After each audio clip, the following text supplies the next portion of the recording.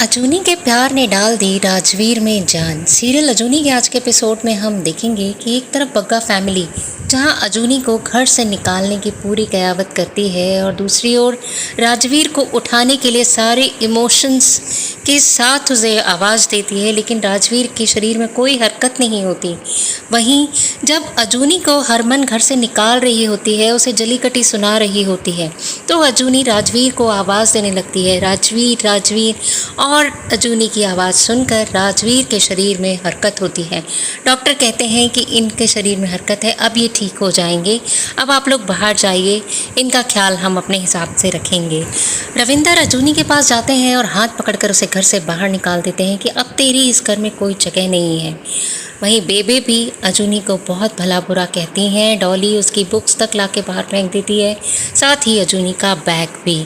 अजूनी दादी से कहती है कि मुझे इस घर में राजवीर लाया था और जब तक वो नहीं कहेगा मैं इस घर से कहीं नहीं जाऊंगी। रविंदर भी उसे धमकी देता है, लेकिन अजूनी नहीं मानती।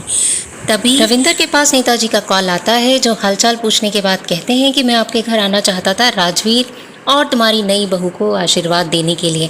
अब रविंदर सोच में पड़ जाता है और जाती हुई अजूनी को जाकर रोक लेता है, लेकिन वो उसे कहता है कि तुझे मेरी 3 शर्तें माननी पड़ेंगी, तभी तू इस घर में रह सकती है। तूने कहा था ना कि राजवीर का ध्यान रखने के लिए तू कुछ भी कर सकती है। अब अजूनी शर्त मानने के लिए तैयार हो जाती है।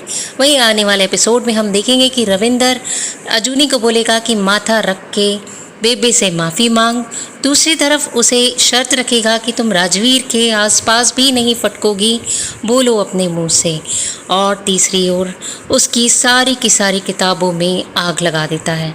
अब क्या मोड़ लेगी अजूनी और राजवीर की एक कहानी? क्या होगा जब राजवीर को होश आएगा और उसे पता चलेगा कि उसके फैमिली मेम्बर्स ने अजूनी के ऊपर कितना जुल्म किया है?